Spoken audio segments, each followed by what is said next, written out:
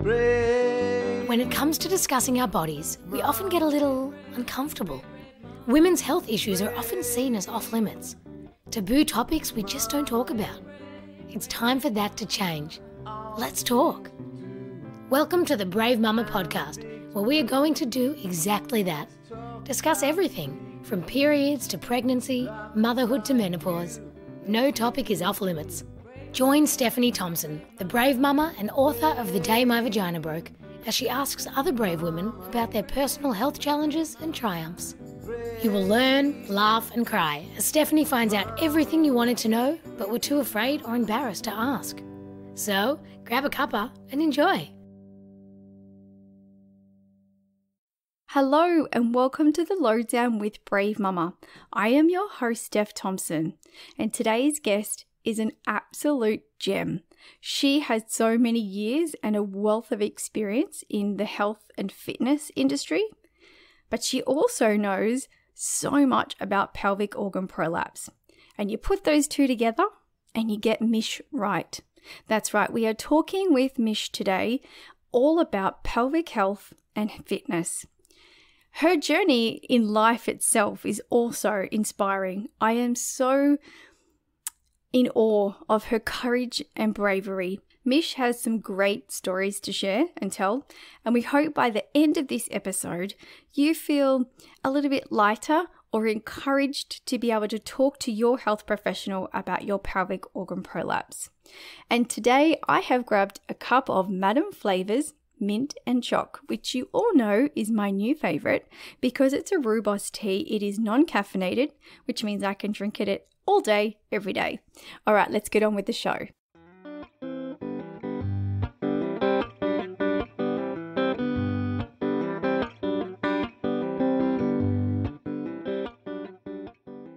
Hello, Mish. It's so lovely to have you. Hello, Steph. It's so lovely to be here. Nice that we both have a cup of tea ready to go. Let's kick off. Look, there are so many layers to Mish. She's the fitness educator, the writer, the speaker, award-winning fitness franchise. I mean, there's so much to you. And I know that you're also in the midst of launching Evolution.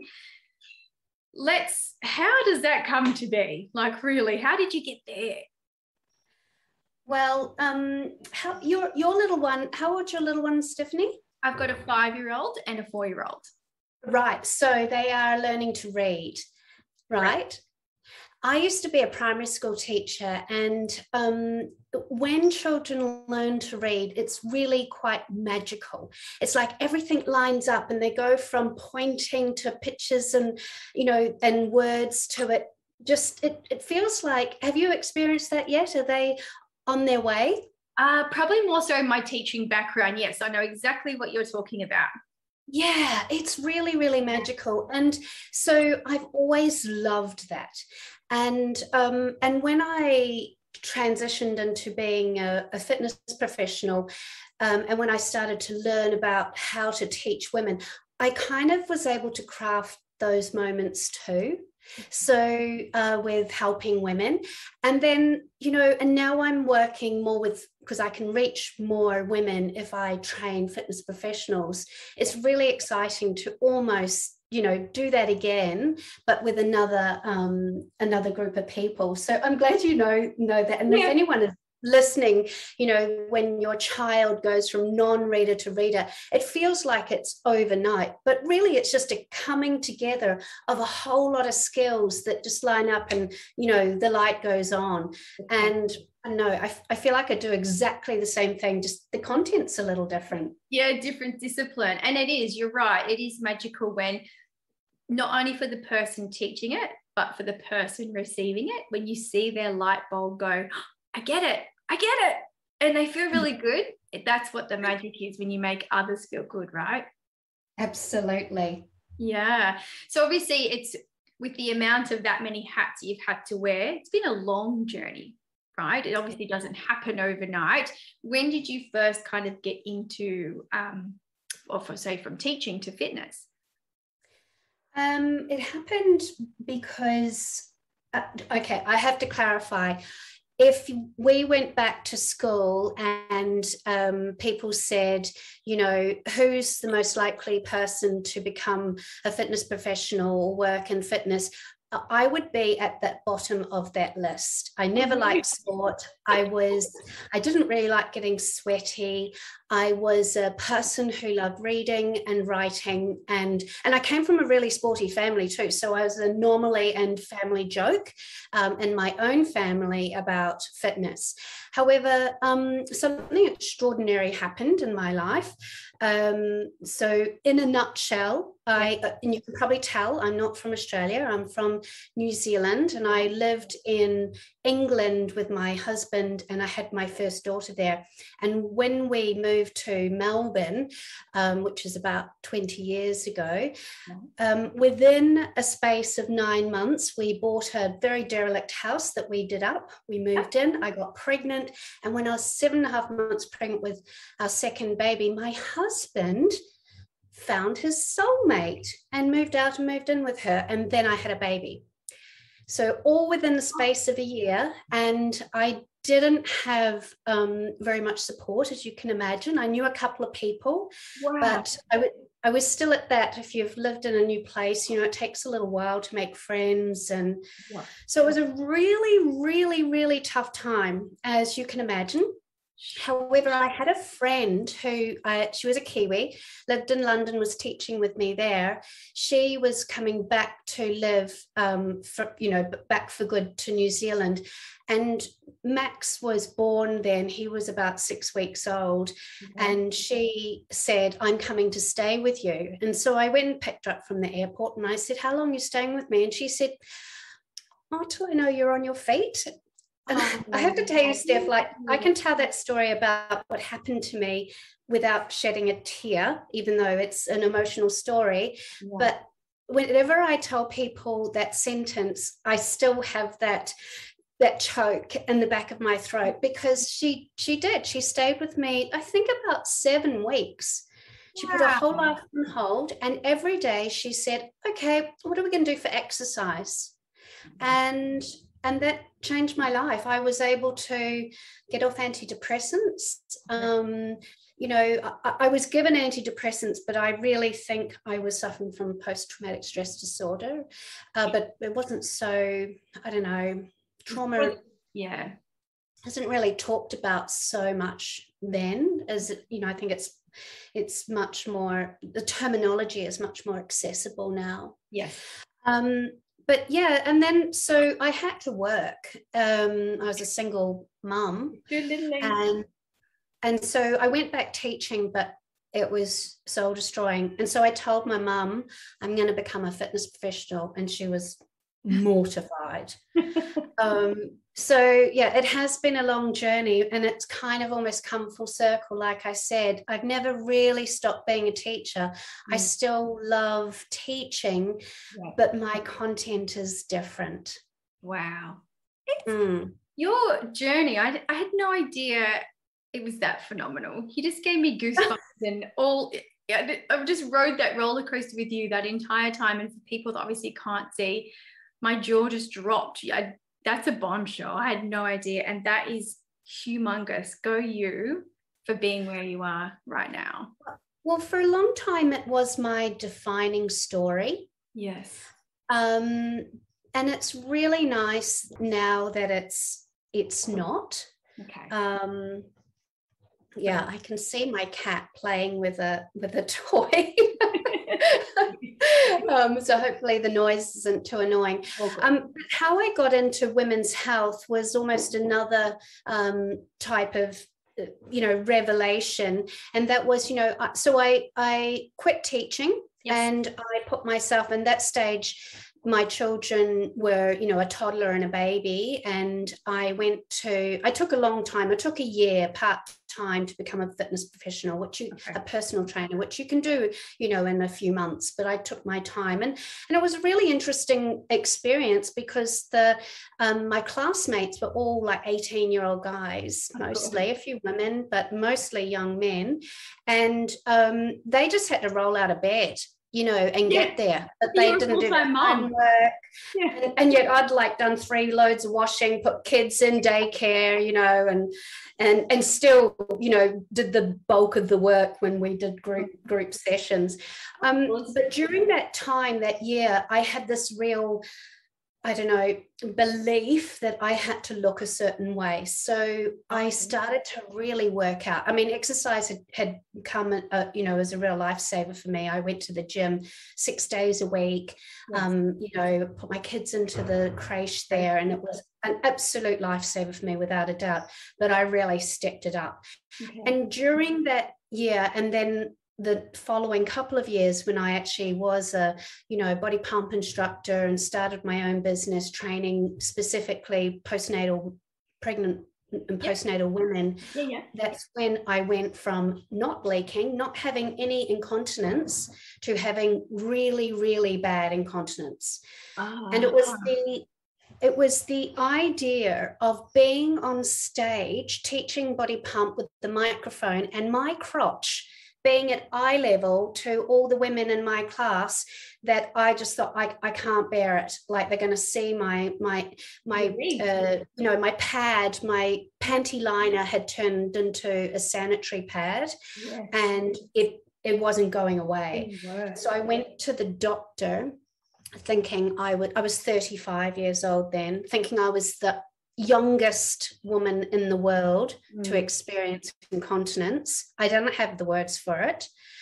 And she sent me off to Melbourne Royal Women's, and she gave me, I saw a pelvic health physiotherapist, or in that stage they were called women's health physiotherapist.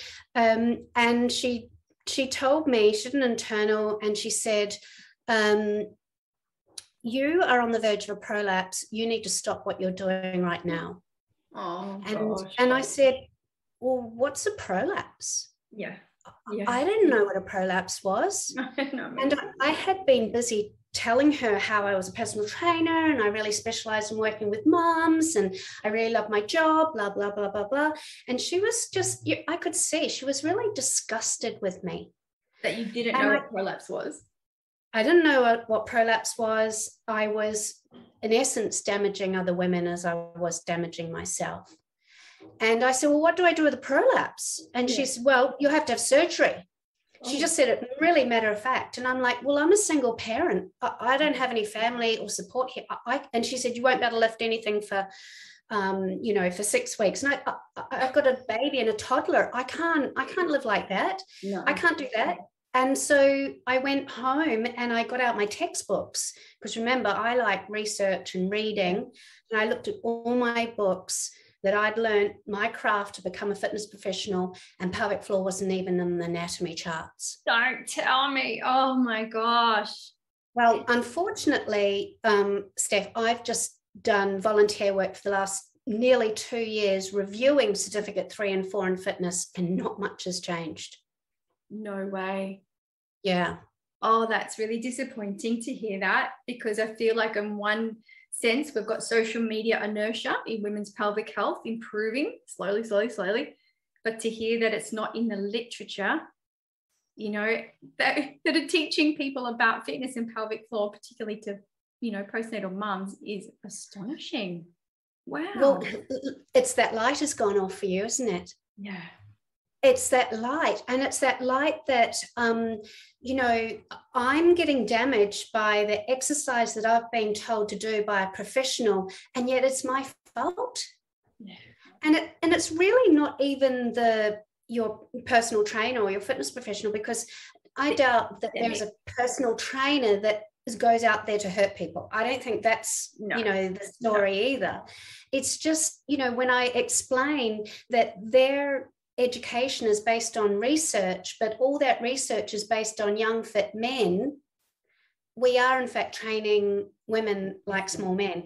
But it is changing. I mean, I sell at least one course every day. Thousands of fitness professionals have bought my courses, and, and there is change. There has been a lot of change. Part of why I started the Women's Health and Fitness Summit too, which is a really big thing, was about changing that narrative between a fitness professional and an allied health professional. Like, so I'm a fitness professional, but she shamed me, the pelvic health physiotherapist. I felt so ashamed. I had double shame. I had shame that I'd done this to myself, but also I was doing it to other women. When we need fitness professionals, it's not every, I mean, you know, the life of going to a physiotherapist. Oh gosh, if you can avoid one of those sessions and downgrade it to a you know, a payment wise to a fitness professional, that would make a huge difference. But you didn't so know we need to work together. Yeah, but you didn't know what you didn't know. How could you didn't even know what prolapse was? It was not in your literacy. It wasn't in anything that you were taught to tell people. So there's a massive link missing in this chain, right? And then of course, because mums do, we've got mum guilt, and I can imagine how you would have felt responsible for those women, even though you weren't responsible for them turning up to pump class and damaging their pelvic floor. They didn't know either. Yeah, but over the years, and you know, I was a personal trainer and started a fitness franchise, and we won multiple awards, and it was all because of our relationships with allied health professionals, so with pelvic health physiotherapists, each of the franchises, and starting that relationship of having women go and have their pelvic floor ultrasounded or just checked out, even if they were, you know, asymptomatic, and then being able to train them from that starting point. You know, and I devised a particular way to teach women, which I'm, you know, sharing as much as I can. And again, when I teach women, that light bulb goes off that, okay, I hear what my personal trainer or what my group fitness instructor is telling me what to do. This is what I need to do in order for it to be safe for my body. Yeah, because the thing is, and this is always my I don't know, core essence, is that prolapse or incontinence or levator avulsion or all of these things, they very rarely kill women. You don't die of it, but you do die of inactivity or poor mental health, which is really impacted by movement. All chronic conditions are improved, including, you know, mental health is improved by exercise. So, you know, it is about keeping women active. Yes, I love that you just said that, because, you know, quite often I have an avulsion that people would say, well, if the muscle's torn off the bone on both sides, why bother even doing pelvic health? But they don't realize that it's that whole core in your body of all the other muscles that are still attached that need that firing. And I'm always now the first to say, because if I don't move in my brain. And then if I don't move in my brain and I'm not continually moving forward, I'm living in a really horrible traumatic space. And yes, my prolapse won't kill me, but my mental health will. So I love that you just said that so beautifully, because it's very, very true. It is so true. And so, you know, for a long time, I think I was a little bit, I don't know, cross. And so I used to teach fitness professionals, I think, oozing my crossness at the whole system. But, you know, you attract a lot more bees to honey. Yeah. So I write a lot of my education for fitness professionals, imagining I was one of those young men that I went to PT school with. You know, like, it's not that not terrible people. They don't want to do horrible things. They want to do the right thing. But if you make them feel like, you know, they're shamed about it, about their not knowing or not understanding or not even having the empathetic skills to converse about it or ask the right questions, then we're not going to get change. I'll just shut off and say, well, totally. Focus on muscle men who want to bulk up, because that's easy. The path of least resistance, right? Yeah. But, you know, I think it's down to, do you want to keep your clients or not? Yeah. Because if they start leaking or their prolapse gets worse, they're not going to tell you. they're just going to say, oh, look, I can't afford it, or life's got busy. I mean, it's easy to make your life busy, isn't it? Oh, yeah. With having children. But if it's working for you, you prioritize it. 100%. And it's hard to even say the word prolapse. It took me quite a long time to be able to say that word in front of my dad, or, you know, because there is that shame and stigma and taboo around it at such a young age. So I can only assume at 35, if you were being assessed for potential prolapse, does that mean that something could have happened during your birthing experiences as well? Like, what were your birthing experiences like? So I think that my first birth was the closest I've ever been to death. Oh. I gave birth in England. I was induced on Friday morning, and I delivered on Monday morning via ventouse and episiotomy.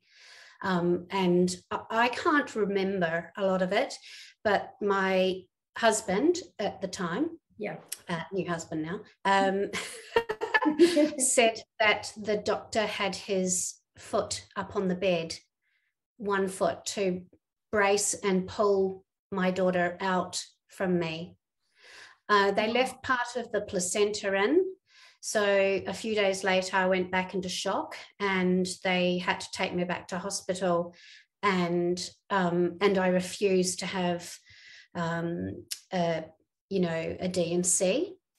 I just could not have anybody going near my vagina. So they gave me a lot of antibiotics, and I was able to pass the leftover placenta.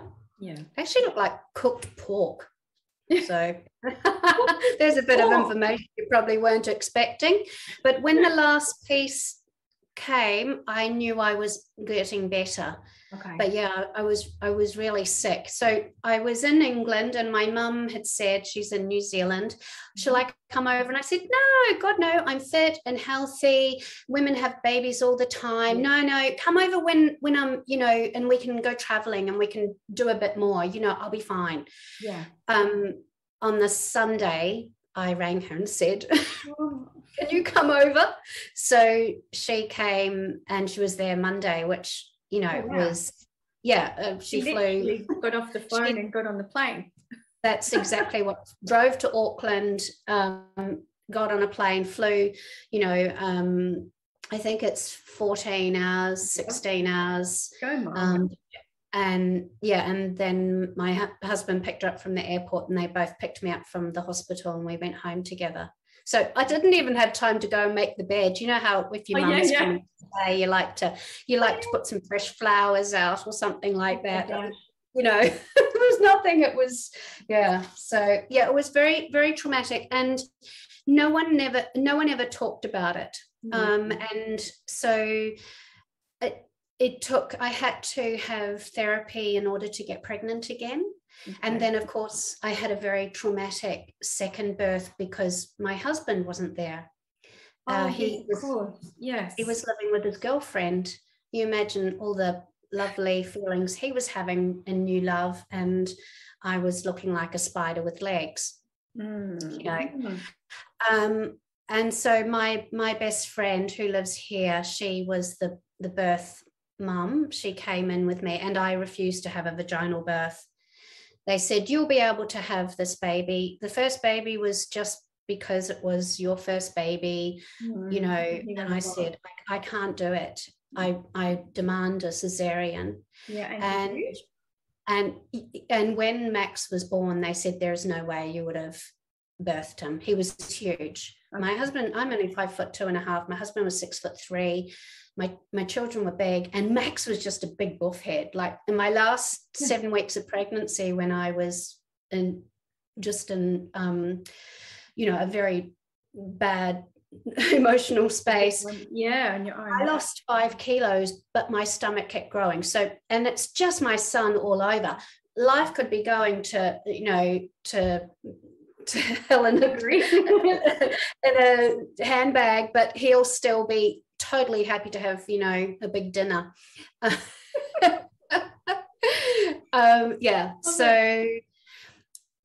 It was, and it's learning about birth trauma now, Yeah. it's so, I'd like to say I'm so grateful for people like yourself. I know it is hard to say all these words, but hearing the stories of others enables you to say, actually, that wasn't right, and they've just glossed over it. But you know, it's not right. And so, yeah, I really commend you for being so brave to share your story. I absolutely laughed and cried many times reading your book. Oh, thank you. That's really kind of you to say, Mish. Selfishly, when I first went to that author's retreat with Andrew Griffiths, I said, I just want to do a Dear Diary. I'm going to lock it up and I'm just going to throw it away so I can bloody move on with life, because I didn't realize it was really, playing on my mind on a daily basis the way it was. And it wasn't until halfway through the Authors Academy, he said, okay, I want everyone to change their email signature to the title of their book. And I went, shit, no, I'm not doing that, because I don't want people to know I've got a broken vagina and like my dad and my bank manager and all of this. And then he said, well, you need to own this. You really need to know if you want to write the book or not. And I thought, that hit me hard. I think I cried all night in the hotel room, but I was by myself. So it was good just to let it all out. I mean, we were 4 years down the track, and I actually didn't know I was carrying that much grief from my birth to the extent that I was. And that was probably my first release. So it was amazingly cathartic. And so writing the book and sharing it was not only to help others, selfishly, it was to help me and my family. I know that my husband said to me, oh, you took that lady off to Bali and you've brought my wife back. That is just phenomenal when that can happen. Absolutely. But it will, I think, perhaps over time not necessarily be your defining narrative. Correct. And I can say that with such conviction because in 2007 I had cancer, and for a little while that was my defining journey. And I think it took a lot, probably I don't know, maybe a good 5 or 6 years or whatever afterwards, before when I met someone for the first time, I stopped telling them because it didn't define me anymore. And I think that will be the same with Brave Mama and my birthing stories, that when I meet people, I don't need to say it anymore. Like, look at all the other amazing things we're doing, like this right now in this podcast is starting the positive conversations on how to make it better for our girls and their future generations, right? Absolutely. But that kind of, oh my God, I remember when I was going through my divorce, I think I told the post person, like the shopkeepers, like my husband just left me, it was just, I couldn't not tell that story. So it is it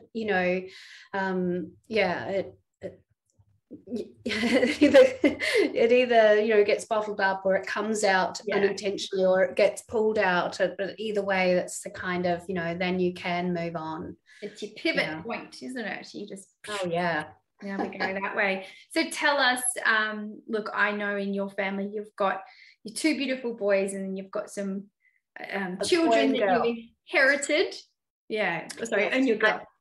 Yes, so I've got Millie and Max, who are 21 and 19, and I have 2 stepchildren too, who are 25 and 23. It's actually a really good time to tell you. It's 25, 23, 21 and 19. Soon it'll all be out of kilter. But so I remarried about 10 years ago and inherited a couple of more kids, and we bought a big house together and co-parented and I know you're going to ask me, how did I manage all of that? But I have to say, I didn't have to bloody homeschool them. So, thank goodness for that. Saving grace.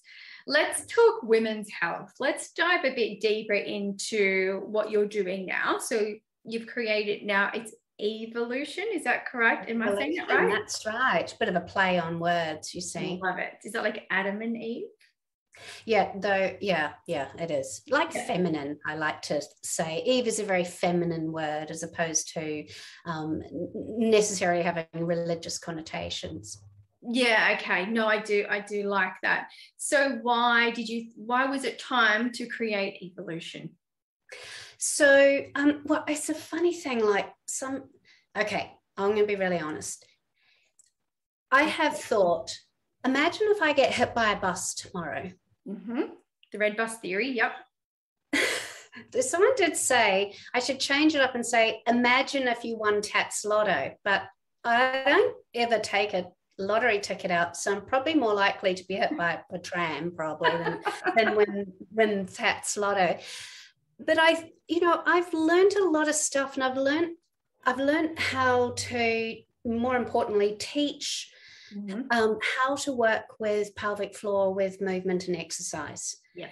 It's not difficult. I've been able to, over the years of teaching hundreds of women and now, thousands of fitness professionals, into a really easy strategy. And I've just thought, I've been teaching as many fitness professionals as I can, but sometimes when the rubber hits the road, it's not necessarily wheeled out. If we've got,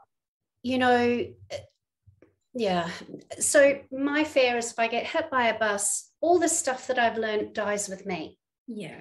So I feel like if, evolution, it'll just be like all in one tiny, tidy spot. Okay. That is just all my, intellectual property. And so, it can support fitness professionals in the way that, so it's really important, for example, for a fitness professional to know where you are in your cycle. Yes. Not just even in your monthly cycle, but in your cycle of life. Are you perimenopause and all of those things? But have you ever been asked that question? Never. Exactly. Never, ever. Do you have, again, it's more things like, do you have an ankle injury? Yeah. Because an ankle injury is really your biggest concern right at this moment. Do you have low blood pressure? That's it. Yeah. Now, all of those things are important. However, if fitness professionals don't ask those questions, they're not going to get the answers. And I think, again, that's not because I don't want to ask. It's just when the rubber hits the road and they're in front of that client, and perhaps they've never had a period themselves, or never had a baby themselves, or never been through menopause themselves, that it just was too uncomfortable. Evolution is not only a self-paced course for women, it's also a tool that fitness professionals can use to go through the program with them. Okay. So on the journey, I'll do all the vagina talk, because that's my favorite. Yeah. And that's what I'm good at. But, and get all that stuff out of the way, and then they can go back and work with their trainer and both be on the same page. Yeah. So that's my gift. That's what I want to do, just in case that bus gets me. Well, hopefully you win the lotto ticket instead of that bus. Have you found in your years of experience in working with even the fitness professionals, are there any major differences from working with women and men? Well, instantly I want to say yes, of course there are. There's anatomical, there's physiological, but in essence, when you distill things down, if you're unable to have connection or empathy, it doesn't matter what the gender is of that person, how they align, anything about them, it's going to be a short-lived relationship. Yeah.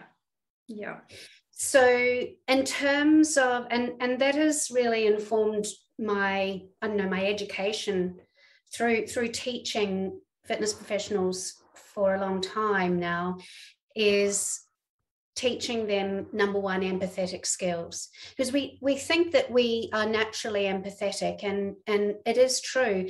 People who are attracted to caring services or personal services, Yes.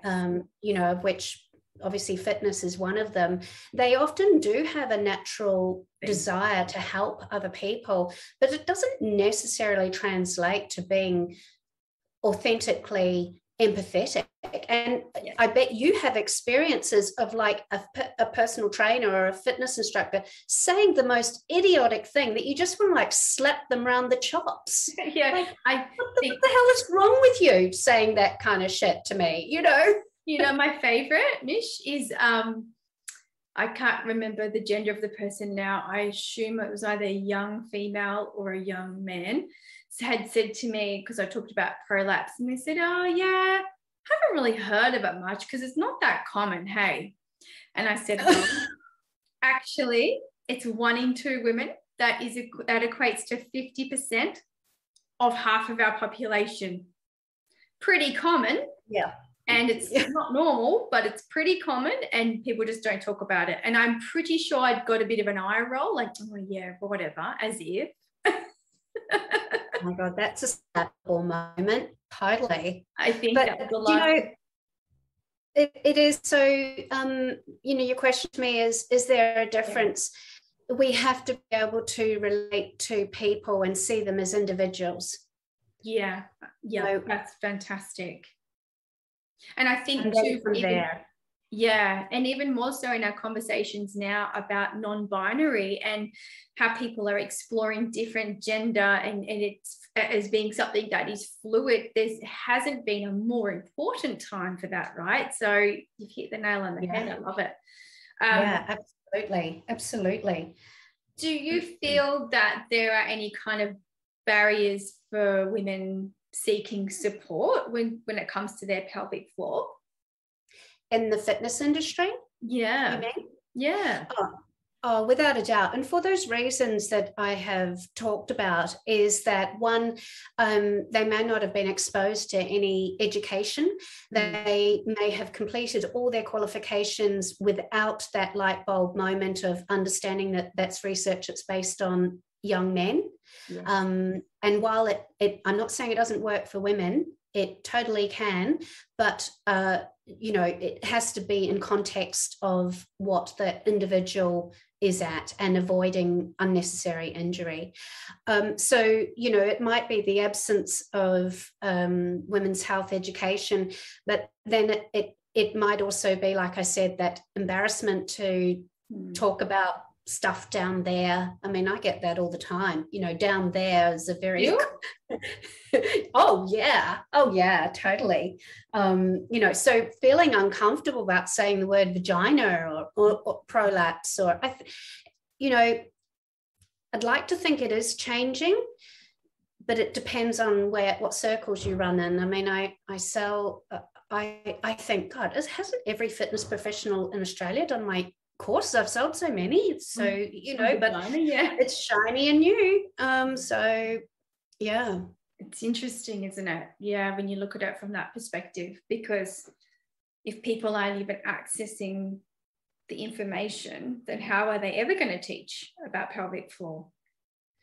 Well, it's not actually that hard. It really isn't that hard. And what I always say is the first thing you need to do is have a relationship with a pelvic health physiotherapist so that you can refer and find out what is actually wrong, because you can't diagnose. I have seen so many women who are all shapes and sizes, colors and creeds on the outside, but have all had a prolapse. There's no external factor that, you can point it out because of what they look like in Lycra. That can't happen. So absolutely having a relationship with a pelvic health physiotherapist so that you can have that appropriate diagnostic. And a really classic one is, for fitness professionals learning about pelvic floor and then teaching it so much that, for women who have hypertonic pelvic floor, so when their pelvic floor is too tight, and they could remember they still might have incontinence when their pelvic floor is over tight. Yeah. So if they admit to leaking to their personal trainer, and the personal trainer gets, oh, I'm so excited because I know it's your pelvic floor and it's too weak, you need to do lots more pelvic floor exercises. Well, that can push it to vulvodynia or vaginismus, or, you know, have painful sex, for God's sake. Who wants that? Yeah. So you know, so it is, diagnosis is absolutely imperative. And then the second thing is just lump it in with everything else. Like, you know, you have not, I'm sure that there's very few times that you have been taught by a fitness professional where they haven't said, oh, if your lower back's a bit dodgy today, do this. Modify. Or if your knees are a bit dodgy today, do this. Well, throw it in with that. You don't have to make them all stand in the corner and say, everyone with pelvic floor dysfunction, you're over in that corner. Just put it all together. You know, your lower back's a bit dodgy, your knees are a bit dodgy, your pelvic floor is feeling a bit dodgy. Here's your option. Generally, they're pretty much the same options. Yeah, I love that, because I work with the exercise physiologist who is phenomenal, and I'm lucky that I have her living close by, is that she can just say to me, okay, I want you maybe try this exercise. How does that feel? And you get that automatically feedback. Oh no, I can feel definitely some downward pressure. Okay, I want you to lie flat on your back and do it that way. And oh yeah, okay, cool. And it just makes you still getting it done, but in a very, it's just modified in a way that's not uncomfortable. Yeah, and there's other really simple ways in which it can be modified. So, for example, you know that your symptoms are probably a lot less in the morning because you've been lying down. Correct. So exercising in the morning and resting and putting your feet up to rest your pelvic floor in the afternoon, or time of day is really key. And just using gravity as your friend. Yes. So rather than your foe. So standing up, we've got gravity all pushing through the pelvic floor. Sitting on a Swiss ball is one way, but also in a bridge position, that's when you're on your back and your hips are pushed up to the ceiling. You can do really tough arm, shoulder work, all of that, and support the pelvic floor. At the same time. Yeah. There you go. There's actually lots of ways that fitness professionals can support. So I think, when I teach fitness education, it is not so much, this is prolapse, don't do this. It's okay, I know how you work. Mm-hmm. This is how you can make it fit in, because the more accessible it can be for my 18-year-old friend who's, rolled out of bed and done his course in 3 months and is out training, women, and 50% of those are experiencing prolapse, It's a recipe for disaster. Well, potentially, potentially, I think. It was funny during lockdown last year, because I was going to weekly pelvic floor specializing in women's pelvic floor physio on reformer, Pilates reformer. And then when we went into lockdown and we couldn't go anymore, I said to my husband, I need a reformer. I can't do anything. I really need one. And so we did. And yes, they're really expensive, but I sold all the old baby items like the prams and the cots that we no longer needed because they're not happening. And we purchased one, obviously had to wait the 3 months or whatever. And it's so worth it because I can still do exercises even when I'm feeling quite symptomatic in the morning, because it depends on the night before, obviously. I can still do something with my arms laying down. I can still do something on my back that is just keeping that body moving, just keep it going. Yeah. Absolutely. Yes. That really plays into my point of, when you know how to do it and it's not making you symptomatic, you will keep doing it. But if you were given exercises that was making you symptomatic, to me, we know the statistics around, women experience incontinence, a third of all women, 50% of all women, of postnatal women experiencing some sort of prolapse. Yes. Is it, a coincidence that the biggest drop-off of exercise is, postnatal women? Yes, they're busy. Without a doubt, they're busy. But if it's working for you, you make it. If it's not working for you, you don't. Yeah. And it has just so many more benefits than, having a beach body or something like that. Yeah, it's I can admit this now, I probably wouldn't have years ago, but before, like after my cancer treatment, I decided I just wanted to run, because I just had that picture of running out at the cancer ward, and I became a triathlete. So the sport, having that 3 discipline, kept me going, and it kept my mind very active, and it was actually very good for me at the time. But I didn't know anything about pelvic floor. My God, I probably could have been doing some damage and wouldn't have even known at the time. But without it, I wasn't very well. So when I got pregnant, I thought, okay, that's great. I'll have this baby. I'll get back running down at the beach with my jogger pram that I'd purchased, and life will be sweet. I'll put my lycra on and I'll go and run, and then I'll have coffee with the rest of the mums at the beach. Life looks pretty good down there. Yeah. And then when that didn't happen for me, I couldn't even walk, let alone push my pram. It was really a shitty time where exercise really could have helped. So there's still moments now where I think, oh God, I just wish I could go for a run. I'd love just the endorphin hit to my brain to go for a run and run away from screaming children. Yeah. Without a doubt. That is really tough. And you're not the only woman who misses running, and it's often a real motivator, but the impact on pelvic floor is something they have to weigh up. Yes. To whether how much do they really love it, because and then it's about, I think, being creative, and this is where a good fitness professional can really help you, because doing a hill walk, for example, much easier on your pelvic floor, can so get that heart rate up. Get the sweat on. Yeah, totally. And you can leave your children at the bottom of the hill. That's your motivation. Chase me. Let them get some energy out too. Yeah, I know, I hear you. And it's just it can be finding hard to know when to do the right thing. So does evolution, is that for the general public consumers, or is it only for health professionals who are working with the general public?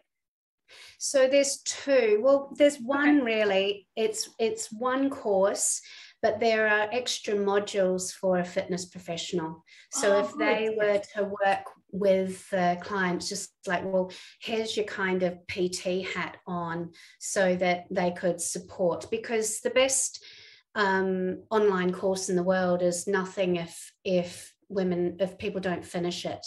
So doing it with with a trainer who you trust, I think has a lot of benefit. And I talk about in my course the wisdom through the ages, so that pregnancy, that postnatal, that perimenopause, and that menopause time.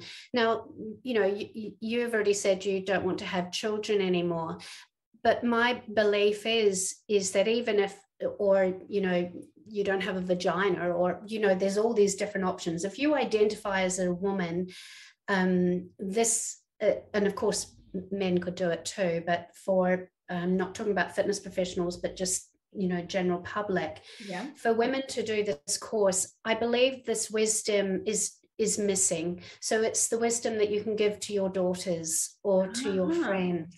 So it's the stuff that we should all know, but has been squeezed out. Being squeezed out of our patriarchal society, basically. So I do, it's called the revolution in women's wellness, because it is about the missing stuff. I mean, I have in their books, I feature your book as well, so that whole, if you want to know more about this, here's a rabbit warren hole, here's the place to go and find out more.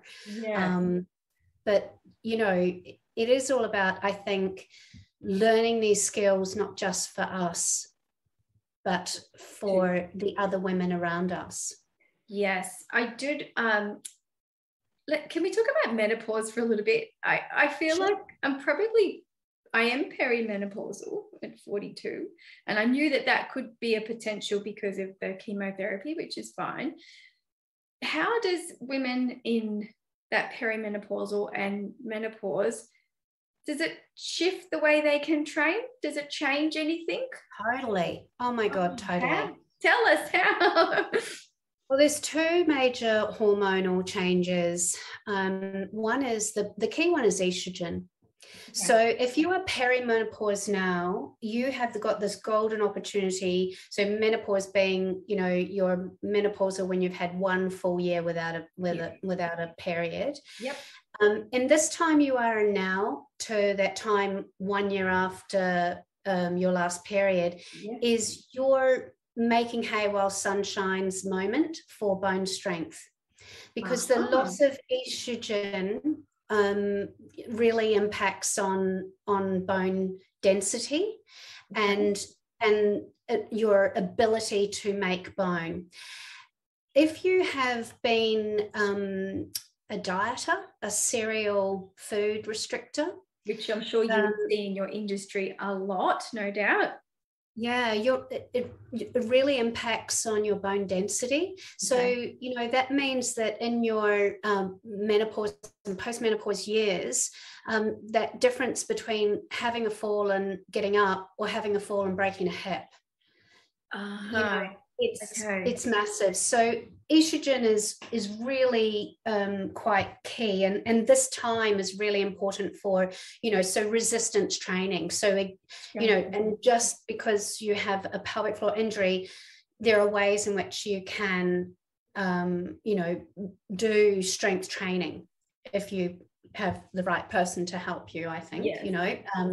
But it is really key. And then the other one is cortisol. So one of the major changes for women going through perimenopause is they eat the same thing, they do the same thing, they start getting fat, and that fat is around the middle. I hear that a lot. A lot of it is that cortisol, because you have to think what else is happening in your life. Now you're going through menopause if you're perimenopause now, but it could go for a long time. I think we forget, but when you went from being a child to being an adult, that's adolescence or puberty, that wasn't a year or two. It's a process. That was 7 or 8 years from, first of all, you got breasts. And then, I remember my hips one day just like hitting everything. I didn't have hips before. And then one day I had them. So some changes are really quick. But then other times I remember looking at my kind of, shapely body, but still wanting to play with my dolls. So there's all these different changes, and they ebb and flow and they take time. So we have to remember menopause is like that too. Okay. Some changes are going to be quick and some are going to be longer. And then you've got this emotional, and finding your place in the world is also I don't know, do you remember, I think for me it was like going to high school for the first time thinking, oh, I don't know how to be in this world. And for a woman, it's a bit like that too. Oh, how am I supposed to be in this world, when I'm not of that reproductive, and certainly, I'm 51 now, and you definitely remember the time when I started to become invisible. Now, one thing, it's great, I don't have so much sexual harassment, but also being invisible is not very nice either. People make assumptions. Sorry.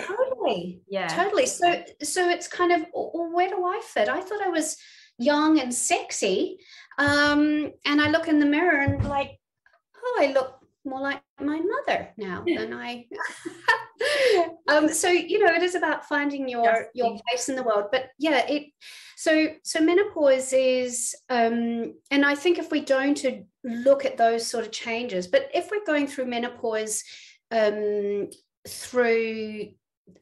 the average age is around 52. Often at that age your children are teenagers, so you're going through menopause, they're going through adolescence. Your parents might be going through, elderly, might be caring duties. Your work is often, you've gone back to work, you've kind of, gone further in your career, but still doing the bulk of the home duties. That's carried on. It hasn't really changed. So it is all about that impact as well. So if you're totally all connected, and if you're doing all those things, then cortisol is going to be really high. So training is not about smashing. Training is about restorative. It's certainly about bone strength, but it could be a bit more about yoga or doing more restorative type to get that cortisol down, those managing stress, which will impact on the other parts of your physical health, including how your body responds to training. I just want to go on that. I feel like you've just connected the dots for me. Did you see all my light bulbs go off? And I was like, oh my God, yes, oh my God. And then you look back and you think, oh, my poor mom. She, or even when someone who in that age demographic goes through either a nervous breakdown or a mental breakdown or just mental exhaustion, you think, oh yeah, it always gets passed off as, oh, they're just menopausal, they're just being bitchy, right? That's the language that we've used, and we're not respecting women. But when you kind of put it like that, it's like, oh gosh, well, no wonder. Yeah, and also for women, so they start putting on weight and they don't connect the dots, but they go back to what has always worked for them. So that's restricting calories and working harder at the gym. Yeah, no. Which does the exact opposite. So training implications are completely changed. And you're, for fitness professionals, I tell them your client might come to you saying, I've got to, I'm putting on this weight, I've got to, but instead, maybe there needs to be a sleep challenge or a, walking goals or being in nature or, addressing these other parts. Because if you train someone just on, one thing, remember what I said before about it having that connection and empathy and seeing that person as an individual. But in order for you to see them as an individual, you need to ask more questions than, do you have an ankle injury or is your blood pressure high? It's like, tell me about, how does your life run? I love that. And it's one of my husband's favorite sayings: you have to train smarter, not harder.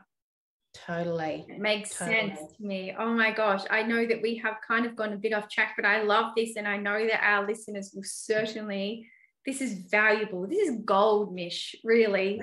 Especially with, lucky I wasn't hit by a bus before this interview. Absolutely. And I think even if a portion of this is covered in your course, and of course it's going to be worth checking out, how do I mean, I know I just mentioned my husband and we've talked about it quite extensively, but how do our partners come into the conversation when it comes to women's pelvic health? How do we, because we invite them into the delivery room, right? We say, come and have this baby with me, with no literature and no information for dads. But then the conversation stops. Like, then there's nothing else. It's like, well, don't come with me on this pelvic organ prolapse assessment journey. You just do what you do and I'll look after me. And obviously at some point when sex comes into it, there has to be a discussion around prolapse and sex. You can't just kind of pretend. Some women, maybe not, depends on the grade. But how do we have these conversations with men in a helpful way to us? Yeah, that's a really, really good question. And I think you touched on it before when, you owned your own injury, when you got to that point of owning it. And so it's a really personal journey, because it's almost like you have to be okay to then share this most intimate detail with someone who you generally share intimate things with, but this is way different. This is way different. Yeah. So, I would say that it has to, if that is your goal, to have to return to that intimacy with your partner or have them fully support you, then perhaps you might need support to get to that point where, you're okay to talk about it. It's so difficult. There's so much shame wrapped up in shame in our bodies, shame and failure, shame and of everything. And even though we are intelligent women, we know it's not our fault, and it's, we can rationalize it out, but there needs to be that deeper work done, which, is that dealing with the trauma. Yes. And dealing with the shame. Yeah, I think I'm just going to jump back 2 seconds there, because I'm trying really hard to consciously. I think I asked you about inviting husbands into the conversation, and I meant to say partners. So I apologize to people listening, because it's whoever your partner is, whoever your trusted circle is. If it's like you, in your early days, it was your friend who come to live with you. It doesn't have to be husband. It's just the default language I'm trying hard to shift. So sorry, but yeah, it's likewise when I think you probably did read that story in the book about the time I pooed myself, and it took me 2 days and a lot of wine to be able to share that with my husband. And I thought he would have a little giggle, but he didn't. He looked at me very seriously and was like, "Oh, Steph, I'm so sorry." And then I was allowed to cry about it, because I thought, actually, yeah, that's not funny. It is really bad that happened. And like, you can poo yourself and not even know about it is horrifying. Then to try and tell someone that who you live with every day, you share the same bed, you made these beautiful children, you feel like you couldn't get any more intimate. I had to tell him, and I'm lucky that he received that in a way that I needed that support. He responded really empathetically. Yes. I think the challenge can be is if you don't have that empathetic support from your partner, and in which case, do you know what? That's why girlfriends were invented. Yeah, that's true. I very sadly lost my best friend 2 years ago to motor neurone disease, and my husband. So sorry. Yeah, I am, but I want to keep talking about her openly in her honor, because my husband has become my default bestie. The poor guy.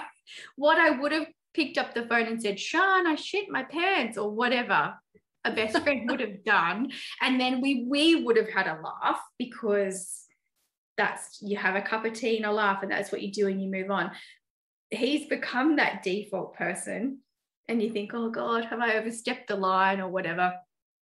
But yeah, lucky he's so amazing. I hope he listens to this episode, because I probably don't tell him enough. He's so amazing. Oh, look, and I think it's hard to have those conversations with our loved ones when we probably can't even have those conversations with ourselves, to even say that to yourself is, it's one thing, isn't it? We've got to work on it. Absolutely. To get there. So do you think, just out of curiosity, when do you think is a good and reasonable time to be talking to our daughters and our sons about their own pelvic floor? Well, I, as you can probably imagine, I love this kind of talk. Mm-hmm. And I've got a couple of funny stories that, like my kids talking about pelvic floor, things like prolapse have been like salt and pepper on the dining room table. They are, so one time my son, I was a personal trainer. I must have picked him up from school or something, and he was in the car with me. He must have been about 9, and someone had called me to, talk to me about my services and for me to train them. And she had started to, tell me her story. So because I was driving, I said I was on speakerphone because I'd said, given my son the don't say a word because just be quiet, and then so I did this, which is, get a pen and paper. I need you to take notes because I won't remember all these things. And in his childish boy writing of 8 years old, it said, Mary, 35, stage 2 prolapse, Wow, bless him. But if you ask them now, they're like, yeah, mum's always talking about it. But then I want to tell you this other story. So I've always been really, really open about bodily functions. Yeah. But it did bite me on the bum because when my son was about 14, he loved telling me about his wanking. And I was just like, too much information. I'm your mother. And he didn't make that connection. So I thought, I really should have toned it down a little bit when he was growing up, because I have unleashed the Kraken here. I was not expecting that. I love your bombshells, Mish. That is amazing, because I am in that pre-phase of thinking, how much do I tell my kids? When do I tell my kids, and how do I do it without them going, yuck, mum? But I never would have expected that the kids will come back and do that. My favorite time was picking them up from their fathers, because you got them trapped in the car. Yeah. And that would be the time when I would give the talk of life, yes. And relish every moment, and they'd be squirming and get me out of here, but they were trapped with me. We talked about porn a lot, because I caught each of them with porn, so able to have that conversation. So the car, I find having them trapped in the car was in all seriousness, no, I know it sounds like we're giggling and having fun, but for parents to have conversations with their children about pornography and consent is hot topic these days. I think it's great that people can say, look, this isn't, it's, depending on what it is, of course, and how women can say no, that you don't have to be in a porn film when you're having your first sexual relation with a partner, and they can do whatever they like to you. Like, it doesn't have to be that way. It's not real. So yeah. I know we had a giggle, but it's actually probably good that you could talk to your kids about porn, because my God, in my generation, it didn't exist. Porn did not exist. No, it's not real. Even though it did, you were never allowed to talk about it. Yeah. I remember feeling just mortified when my daughter had Googled something, and I went into the history. She was only a girl. She just obviously wasn't expecting that. And I felt really sick. I felt like I had not protected her, and just taken away innocence. And I think she must have been about, she was quite young, maybe 7, 8, 9, that kind of age. Yeah, sure. So it was just a horrible, horrible feeling. But then when my son, oh my God, he was, there were lots of conversations about it then. So once I got over it, it was just like, okay, well, we've got to talk about this. Yeah. And so, it has to be part of the conversation. Yeah. So, I just try and treat everything like that. But I have to say, my daughter, she's 21. She's so switched on about consent, and she's a great feminist. And my son is really respectful as well. All my boys are. So feminist lovers, that's what you need, feminists and feminist lovers, because that's but I tell you, they were all horrible. Don't get me wrong, they didn't go from childhood to adulthood without giving me no stress. It was no. I'm like la. They go from 5. Just know there'll come a time when it's just a white knuckle ride, but it does move through. Beautiful. I love that. So tell us, what's your big wish for this health space, and in particular women's health with evolution? What's your big hope? Just that more people can access information that will change their lives. You know, I want to turn on more of those magic moments where the light bulbs go on. You go, oh, I get it. I'm not to blame that I've been teaching women how to exercise incorrectly, or I have been taught incorrectly how to exercise for a woman. I'm not to blame, but now here's real practical, you know, that I'm going to keep for my own and share with other women in my life. And I can make that change. Yeah. And one of the reasons why I want to have evolution coaches is I don't have a burning desire to be an internet superstar or to be doing Facebook. I just, you know, but if I can create a product that allows a whole lot of superstars, that is what I would like. What a beautiful thing. Well done. I just, if anyone's listening today and they would like to connect with you or find out more about your programs, where can they find you, Mish? Well, my website is mishwright.com, pretty easy. And from there, my Facebook is my own person. So, but I do love Instagram.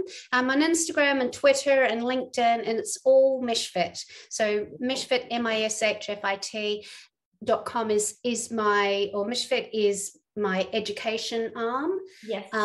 And Mish Wright and Evolution are my other kind of websites and whatnot. There's lots of places we can find you, but of course we will pop all of those direct links in the show notes. I can't thank you enough. It's been such a delight to chat with you. I've learned so much. I've loved and laughed so much too. You're a lot of fun, and I hope we can maybe chat again someday. And you know, I actually think I'm going to look at this evolution for myself. I did say to my husband, once this season 1 is wrapped up, I'm taking time off, because all of these amazing programs I'm hearing about, I'm like, oh, I want to do that and I want to do that. But I don't just want to buy them and then they sit on my internet. I actually want to buy them and do them so that, you know, can see a difference. So thank you so much for your time today. I've loved talking with you. And I've loved it too. It's great. Keep fighting the good fight, my friend. Yeah. Woohoo!